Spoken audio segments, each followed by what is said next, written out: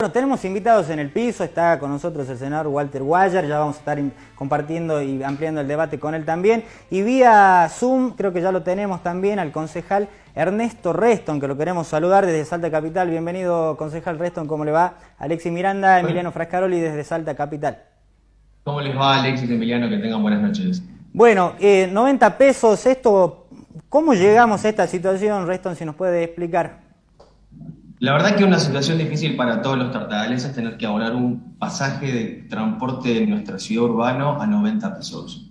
Esto sucedió ya que la empresa 13 de junio, que fue la única que presentó un expediente en el Consejo Deliberante, solicitó un aumento de tarifas. Fue la única, a pesar de que he escuchado que mencionaron que había 3 empresas. Esa empresa solicitaba incrementos de tarifa, aduciendo rentabilidades bajas, costos que superaban las posibilidades de poder sostener la actividad en nuestra ciudad. Y cuando solicitamos que vengan al Consejo a charlar con ellos, nos habían informado cosas imprecisas, como decirle, por ejemplo, que compran cubiertas en Bolivia de manera irregular. Eso es algo que se manifestó y claramente no correspondía, porque nosotros somos el Estado y tenemos que garantizar que cuando se va a evaluar un costo, claramente podamos decir o compararlo con un valor de una factura anterior y una actual. Y eso no existía. Después de eso, tratamos de hacer una llamada audiencia pública para que la gente pueda acercarse y expresar su situación respecto del transporte, que eso tampoco ocurrió. Y deliberadamente en una sesión extraordinaria el 11 de febrero del año 2022, por decisión del oficialismo de nuestra ciudad, se llamó a esa sesión y se aprobó una ordenanza que llevaba el boleto de colectivos de 45 a 70 durante los primeros meses y a partir del 1 de agosto a 90 pesos. Acá aparece perdón que te interrumpa ahí, concejal, acá aparece un dato que no lo puedo soslayar porque inclusive lo dijo usted, digamos, ¿no? Hay como una convivencia ahí con esta empresa y en relación a lo que pasa con el Ejecutivo ahí en Tartagal. Aparece un dato objetivo claro y es de que la asesora legal de Tartagal convive con el señor Belmont, digamos, ¿no? Sí, yo había mencionado el tema de que esto para mí era una devolución de favores, considerando que en época electoral hemos visto a la empresa 13 de junio estacionada cerca del Comité Radical con todos sus colectivos. También escuchaba claramente de que podría haber sido una prestación de servicios, que podría haberse alquilado los colectivos, pero la realidad es que en nuestra ciudad estamos en una prórroga de emergencia de transporte. Si hubiese sido solamente o meramente una prestación de servicios, ya el Ejecutivo debería haber llamado a licitación para asignar o reorganizar el transporte en nuestra ciudad y no lo hizo. ¿Y por qué no lo hizo? Y surge la pregunta que yo muchas veces me pregunto y no encuentro una respuesta, es porque quien debe hacerlo es el Ejecutivo a través de la asesoría legal. La asesoría legal es la doctora Velázquez, quien tiene una vinculación o trabaja en el estudio de la persona que es titular de la empresa 13 de junio. Sí. Entonces, ahí surge el conflicto de intereses que podemos llamar o decir ante la negativa de poder iniciar el proceso licitatorio que hasta el día de la fecha no se ha dado. Reston, Y esta prórroga le permite al intendente, en su artículo, uno de los artículos, poder adjudicar de manera temporal o discrecional corredores que puedan ser explotados por alguna empresa. Y si esos corredores se explotan, son para el 13 de junio. Reston, a ver, la ordenanza ya está aprobada, el aumento del boleto ya está vigente. ¿Cuáles son los ánimos en la sociedad por un lado? Y por el otro, ¿ustedes analizan llevar este reclamo a la vía judicial, habida cuenta de estas presuntas incompatibilidades que usted menciona? Nosotros hemos rechazado el dictamen de comisión que llevaba el boleto a 70 y a 90 porque no es viable en nuestra ciudad tener un boleto y el boleto más caro del país. La secretaria aducía el tema de que la inflación se ha disparado bastante, pero la inflación es un índice que se mide a nivel nacional. Y comparado con otras jurisdicciones o localidades, no tienen un boleto a 90 pesos. Y el índice inflacionario es el mismo en toda la República Argentina. Entonces, una de las posibilidades que habíamos planteado es ingresar una ordenanza que frene el boleto temporalmente hasta tanto se permita analizar con mayor detalle qué es lo que tiene la empresa 13 de junio y también analizar los subsidios que percibe, porque cuando la empresa vino al Consejo Deliberante, no dio detalles de un subsidio. Y la secretaria de Gobierno mencionó que es la única empresa habilitada para recibir los subsidios. Es Bien. más, el presidente de la AMT dijo lo mismo. Restom, te voy a pedir ahí un poquitito de paciencia por la comunicación, digo, por ahí se torna No hay un ningún poquito problema. complicado. Vamos a sumar al senador Walter Guayar. Bienvenido, Guayar, ¿cómo le va? ¿Qué tal? Buenas noches a ustedes, buenas noches al señor concejal, buenas noches a todos Buenas los noches. televidentes. Bueno, el disparador es un poco también, ¿no? ¿Quiere acotar algo con respecto a esta asimetría que pasa acá en Salta también?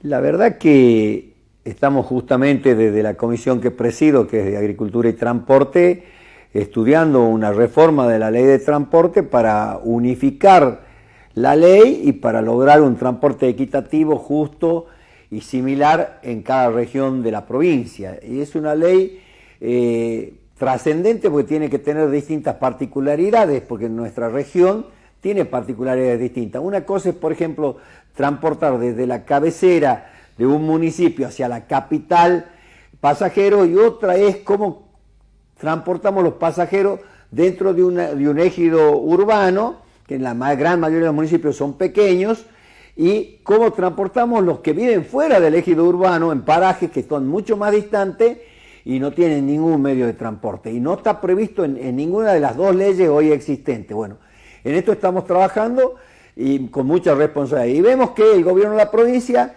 ha tomado también participación en este debate, en esta discusión, va a proponer una ley ellos y hemos conciliado de trabajarla juntos. ¿Para qué van a trabajar ellos por un lado, nosotros por el otro? Si lo podemos hacer en el marco del debate permanente con todos los sectores, en una ley que sea realmente eficiente y sirva para resolver todas las problemáticas que tienen que ver con el transporte. Taxi, remises y transporte de colectivo y otras alternativas de transporte que los hay. Bueno, Walter, ¿qué dijo la MT? ¿Dio explicaciones con respecto a los subsidios? ¿Pudieron consultar algo en esa primera reunión ya a modo de ir introduciéndose en ese debate? El tema de los subsidios es un tema, por supuesto, a discutir y tiene dos ámbitos de discusión. El subsidio nacional tienen que discutirlo el gobernador, su gabinete y los legisladores nacionales para hacerle entender a la capital federal que ya recibe un montón de beneficios del resto del país, que no puede ser que, por ejemplo, por cada colectivo de la capital federal hay un subsidio de 1.400.000 pesos. Y por un colectivo de Salta Capital, el subsidio es de 140.000 pesos. O sea, claro, miren la diferencia atroz. Ahora, ¿quién tiene más volumen de llevar pasajeros? En la capital federal. O sea, son todos beneficios y todo va en desmedro del interior. Estoy seguro que a las empresas de Tartagal el subsidio le debe ser muchísimo menor. Entonces, esas inequidades que tienen que ver con el subsidio de la nación, que la parte más importante de los recursos de la torta del subsidio se queda en la capital federal, y todos los demás calletos tienen que dejar de existir esto. Cada vez que alguien dice, che, equilibremos los subsidios, salen con los medios de comunicación del obelisco y pareciera ser que uno quiere atacarlo al gobernante de la ciudad. No queremos ni atacarlo ni al gobernante ni a los ciudadanos de Capital Federal, a cuales apreciamos, respetamos y valoramos, y muchísimos ciudadanos de Capital van del interior. Pero sí queremos equidad y sí queremos justicia. Luego está el subsidio de la provincia. Sí. Que la mayor parte del subsidio queda en el área metropolitana y en Salta Capital. Y entonces todo esto lo queremos rediscutir. Entonces hoy está una ley que trata la zona metropolitana, una ley que trata el resto de la provincia y una ley que trata la gratuidad, por ejemplo, no el subsidio, la gratuidad. Y entonces vemos cómo la gratuidad beneficia mayoritariamente a la zona metropolitana y el resto de la provincia, la gratuidad, bien, gracias. Bueno, la gratuidad es una manera de subsidio también, porque no es que el empresario da la gratuidad, el gobierno da la gratuidad, entonces es un subsidio. Entonces, esto también lo queremos rediscutir y no ir discutiendo ley por ley. Bien. En una única ley involucrar todos los temas. También es cierto que cuando hay ciertos desbarajustes en la macroeconomía, por ejemplo, aumento de combustible y demás, como explicaban desde Tartagal, las empresas obviamente dicen, che, pará, me produce una modificación en la estructura de costos. Pero uno, un ciudadano común, no conoce la estructura de costos para ver cómo se administran estos subsidios que usted menciona, los nacionales, los provinciales y los ingresos que tienen por el cobro de boleto. ¿Cómo se podría mejorar también esa manera, digamos, transparentar, si se quiere, esa administración y sumar, por ejemplo, alguna silla más a la mesa de discusión del directorio de Saeta? Pero más que una silla más es la ley que tiene que determinar justamente herramientas a donde el gobierno, basado en esa ley, equilibra. Porque por supuesto que cuando vienen distintas crisis, distintas circunstancias, hay empresas que necesitan el mayor acompañamiento del Estado. No puede ser que en un lugar, por la situación económica y crisis, por los costos, el transporte, que debe ser declarado esencial, el transporte debe ser como la salud, como la educación, como la luz, como el agua, es un servicio esencial porque te lleva al trabajo, te lleva a la escuela, te lleva al hospital, te lleva a hacer los trámites que tienes que hacer y en algunos casos te puede llevar a la recreación, pero es esencial el transporte. Si es esencial, el Estado no puede mirar para otro lado. No puede ser que un ciudadano de un lugar pague como 4 veces más lo que paga Capital Federal, si es 85, 90 el boleto en Tartagal. Estamos diciendo que es muchísimo más, casi 4 veces más que 4 veces más que Capital Federal pesos y casi el doble que Salta Capital. Y el Estado tiene que estar ahí. Estamos hablando de una región con un gran potencial de desarrollo, pero con grandes necesidades, porque todos sabemos lo que pasó en el norte de la provincia, en el departamento de San Martín, y está costando lograr que surja. Entonces, hay que tener políticas claras, hay que tener funcionarios criteriosos, pero todo eso luego depende de una buena ley, y es en lo que estamos trabajando. Bien, para despedir al concejal Ernesto Reston y agradecerle por estar allí, concejal, desde el interior, la opinión de ustedes, ¿qué debería pasar en esta nueva ley de transporte? ¿Qué pueden aportar ustedes desde el lugar donde están? Bueno, nosotros buscamos realmente equidad e igualdad en toda la provincia con respecto a un servicio de transporte que siempre a los del interior nos cuesta mucho más caro. El costo siempre para la gente del interior es mucho más caro y las carencias que tenemos en el interior son muchísimas más de las que tiene Salta Capital. Nosotros realmente podemos sentarnos a charlar, creo que lo que podemos hacer realmente es analizar números, proyectar, digamos, acciones que vengan a tener un servicio de transporte que permita que la gente se pueda movilizar indistintamente a donde tenga que ir. Hoy en día en nuestra ciudad la gente se encuentra muy molesta porque la gente, no tenemos un horario de corrido y la gente tiene que levantarse, ir a trabajar, volver a su casa y volver a seguir la tarde para ir a trabajar de vuelta y volver a la noche. Eso incide diariamente en gastar aproximadamente 360 pesos diario por una persona. Entonces, el salario no ha crecido sustancialmente como crece el boleto de colectivos en nuestra ciudad. Lo que tenemos que hacer, creo, los políticos, es empezar a trabajar en serio por la gente, buscar formas y alternativas de que tanto las empresas tengan un servicio eficiente, con la frecuencia que requiere, que los colectivos estén limpios, que se pueda garantizar financiamiento para la compra de nuevas unidades, herramientas que permitan que pueda progresar tanto el transporte como la movilidad en las personas. Si no llegamos a ese punto, indiscutiblemente uno de los factores se cae y se ve perjudicado. Y lo que no tenemos que hacer claramente es perjudicar al usuario, porque si el usuario no se sube al colectivo, la empresa de transporte no se va a poder mover. Y es una rueda que termina perjudicando a todo en su conjunto. Concejal Ernesto Reston, muchísimas gracias y bueno, cuando lo necesitemos esperemos que pueda aceptar nuestra invitación, ¿no? Le mando un abrazo. Cuando ustedes quieran, que tengan una linda noche. Bueno, a ver, todo lo que ha mencionado Reston ahí precisamente no lo tiene la empresa 13 de junio, ¿no? No tiene buenas flotas, son un desastre, tiene influencias muy de cerca con asesores legales. El señor Belmont es un hombre importante ahí en materia de la abogacía y demás, a tal punto, bueno, representa a Gianfranco Macri en algunas causas que tiene. Es un hombre importante de la figura de la política, ¿no? Y está vinculado con Mario Mimesi, que hoy habló en medios salteños también. Estamos con Walter Guayar. Walter Guayar, bueno, vamos a hablar de política también, ¿no? Por supuesto, lo que gusten. ¿Lo hacemos después del corte? Ya volvemos.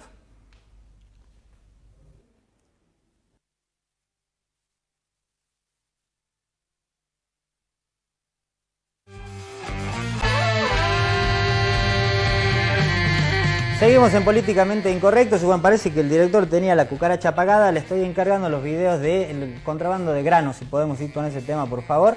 Porque la información es así, es dinámica. Y en esta semana en el país fueron noticias también los especuladores, ¿no? Hay un sector muy importante del campo que todavía tiene guardado en silobolsas kilos, toneladas de granos. Eso representan miles de millones de dólares. ¿Y por qué guardan en silobolsas todos estos dólares, Emiliano? Están buscando presionar una devaluación nuevamente, ¿no? Al mismo tiempo que un sector importante del campo busca este tipo de extorsión, que ya es común básicamente en nuestro estado, lamentablemente. Por otro lado, hay otro sector que se dedica a contrabandear, Emiliano. Fíjate que Salta es uno de los lugares preferidos. Vamos a compartir el informe, así lo charlamos con el senador también, aprovechamos su visita. Ponelo, Gualicho, por favor, esto es exclusivo de la televisión boliviana. Dale.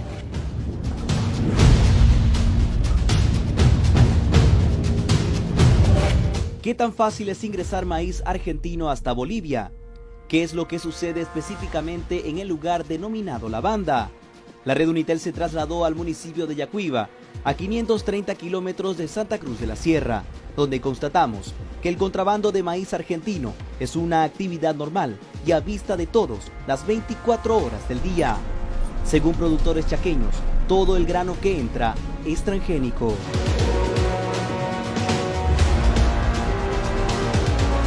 Por lo menos al año ingresan aproximadamente unas 200.000 toneladas de maíz a través del contrabando. En este lugar llamado La Banda, entre Bolivia y Argentina, en el lado boliviano se puede observar una cancha donde hay camiones en espera, mientras que del lado argentino existen galpones donde se acopia el maíz producido en Argentina. Los bagalleros permanecen al borde de la frontera, en el lado boliviano, a la espera de la autorización para comenzar a cargar todo el maíz a los camiones. Cuando la reciben, trasladan uno a uno los quintales de maíz con ayuda de los carritos y los acomodan en un camión para luego trasladarlos a Santa Cruz de la Sierra. Aquí, cada saco de maíz cuesta 70 bolivianos. Cuando llegue a las ciudades, su valor subirá. Es una tarea contrarreloj, pues en cualquier momento la Gendarmería Argentina puede realizar controles.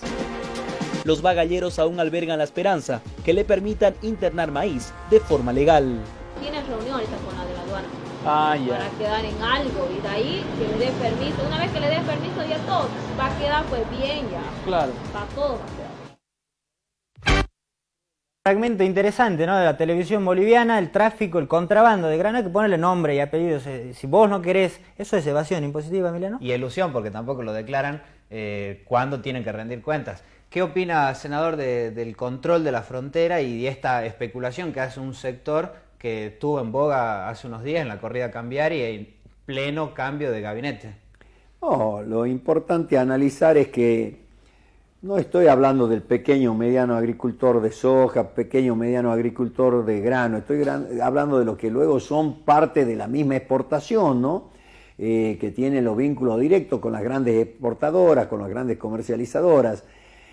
Cuando hacen los planteos siempre se refieren a ver cómo defienden sus intereses, pero no están defendiendo los intereses del pequeño y del mediano productor. Lo que pasa es que cuando hablan de productor, el productor se agremia y el más chico y el mediano y el no tan mediano sale a defender, pero la verdad que está defendiendo intereses de grandes empresarios, que lo que mejor saben hacer es evadir, que lo que mejor saben es llevarse la plata afuera y tenerla en paraísos fiscales, pero ahí pareciera ser que no hay que animarse a dar el debate. Yo por suerte soy productor, esencialmente productor, nací como dirigente de los pequeños productores cuando muy pocos se animaban a hablar en la dictadura y yo con 19 años ya construía un espacio y daba debate y daba discusión y recorría la provincia en reuniones con agricultores para defender la producción.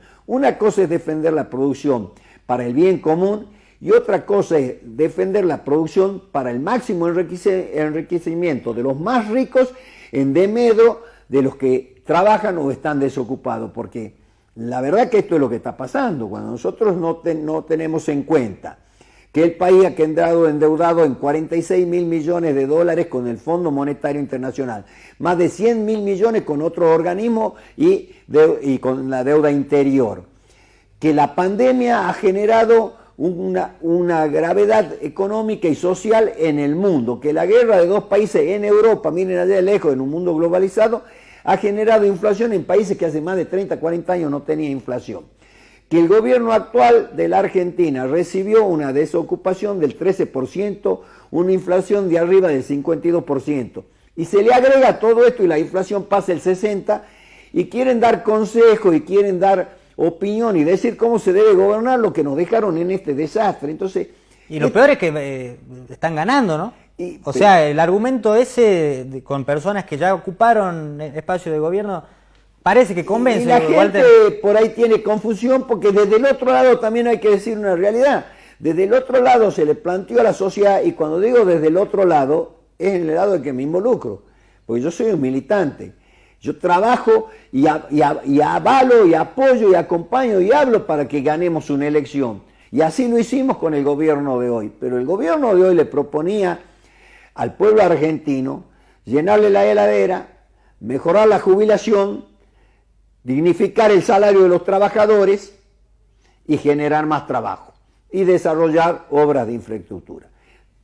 Aceptamos que la deuda con el fondo era una soga al cuello que asfixiaba y había que aflojarla. Pero la forma de negociarla no era con un alumno directo de los Estados Unidos.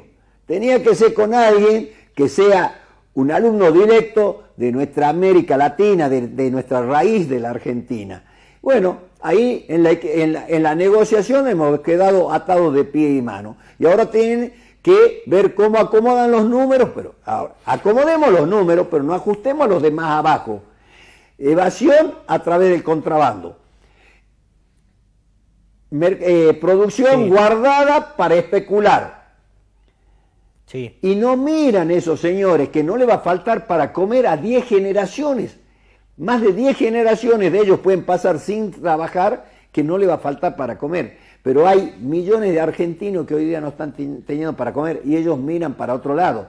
Y nuestro gobierno tiene que reconstruir fortaleza, hacerse acompañar por el pueblo porque le tiene que llenar la heladera, dignificar las jubilaciones y generar mejoras en los salarios de los trabajadores. Y con el pueblo acompañando tiene que tener la valentía de tocar los intereses que hay que tocar, porque tocando esos intereses entonces no tenemos que ajustar abajo, sino que tenemos que equilibrar con que pongan más lo que más tienen. ¿La hoja de ruta que presentó Massa y su equipo económico va en este sentido? ¿Qué expectativas tiene? La hoja de ruta que presentó Massa va en el sentido del acuerdo que dejó el ministro anterior con el Fondo Monetario. Usted dice que va al ajuste nuevamente. Entonces, están basándose en el ajuste. Ahora, yo quiero, porque he trabajado para que este gobierno cambie la historia de la Argentina, quiero ver a ese ministro que yo de súper no me gusta crear en los súper, porque los súper, ¿saben qué hacen los súper? Son justamente los que nos suben los precios, ¿no? Las grandes cadenas de comercializaciones nos suben los precios.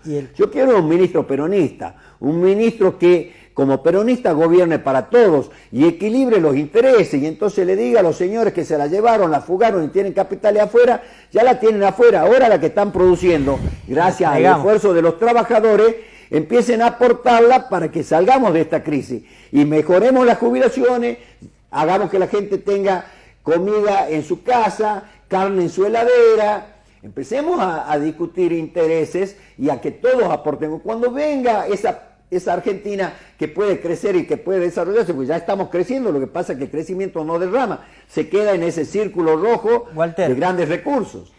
Nos queda poquito tiempo, yo le hago la última y ahí mi compañero seguramente también. Está Sergio Massa en ese lugar, concentra mucho poder, economía, agricultura, producción, políticamente ganó terreno, eso incluye Salta también, que lo posiciona Sáenz dentro del frente de todos ya. Y Sáenz tiene que tomar la decisión en dónde se va a parar, porque él dice, nosotros somos salteños y aquí no hay grieta y nos viene bien Macri, nos viene bien Larreta y nos viene bien esto y nos viene bien lo otro. Te dice que no está definido. Que esto no es así, se tendrá que definir, pero más allá que se defina y que lo acompañe al gobierno nacional, los salteños debemos tener capacidad de construir alternativas. Sería una vergüenza que porque de Buenos Aires pongan el dedo y digan, este tiene que ser, y nosotros no seamos capaces de construir alternativas donde el electorado pueda expresarse y decir, me gusta más este proyecto, me gusta más este proyecto, este candidato me parece más sólido, porque gobernar para adelante no va a ser fácil. Y hay que gobernar con equipos, con proyectos, y bueno, pongamos a la expectativa de los electores salteños distintos proyectos, distintos equipos, distintas personalidades, distintas experiencias, y que la gente vote. Y cuando vote, respetemos a quien votó y busquemos que ese proyecto que gane sea un proyecto con equipos, con solvencia. Y desde la oposición lo acompañamos, porque no es también que la oposición ahí nomás se verticaliza y se hace oficialista, porque es el mayor daño que le puede hacer a la democracia. Entrar por el voto de un sector y pasarte a otro sector y dejando sin representación al que te ha votado. Bueno, la discusión en Salta es con este proyecto provincialista que encarna Gustavo Sanz, que de hecho nosotros lo comparamos en su momento con lo que sucedió en Neuquén, con el movimiento popular neuquino que gobierna ininterrumpidamente desde la vuelta a la democracia. En Salta se ha planteado fuertemente, digamos, la eliminación de las PASO. Ahora el Foro de Intendentes está pidiendo que no se la suspenda. ¿Cuál es su posición al respecto? Y en base a eso, ¿cómo está discutiendo el Frente de Todos hoy por hoy ese armado de cara a las elecciones del año próximo? Digamos que el oficialismo ha empezado a mover su espada para llegar a una idea que tienen concreta. Menguar la democracia, achicando la democracia. Debilitar las instituciones, haciendo que haya menos democracia en la provincia. Bueno, pero ese es el oficialismo y quienes siguen a su oficialismo. Pero fuera del oficialismo hay un pueblo. Hay un pueblo que no ve respuesta, hay un pueblo que ve una salud deteriorada, hay un pueblo que ve que no se están resolviendo problemáticas, hay un pueblo que con solo analizar un poquito tiene que decir, Salta vive el día a día gracias a los fondos que manda la nación. Si no fueran los fondos que manda la nación, Salta estaría siendo un polvorín explotando por el aire o cerrando cada una de las oficinas. Entonces, se vive por la nación. Bien. Luego no se defiende el proyecto ni los programas nacionales, se los apropian. Pero gestionar es mucho más. Gestionar es administrar, es resolver, es tener políticas y ejecutarlas. Y en eso yo creo que hay que crear alternativas y en esto estoy trabajando fuertemente en la construcción de una alternativa que pueda presentarle al electorado una opción a donde puedan votar y sentirse más tranquilos que las cosas se pueden hacer mejor, se pueden hacer bien y se puede gobernar con autoridad y no estar esperando que desde Buenos Aires nos digan qué hacer o qué no hacer o que nos manden lo que ellos creen nos deben mandar. Se me ocurre ahora, poder de síntesis de Walter Guayar, sí, no o no sé. ¿Tiene que renovar Lucas Godoy y Verónica Caliba?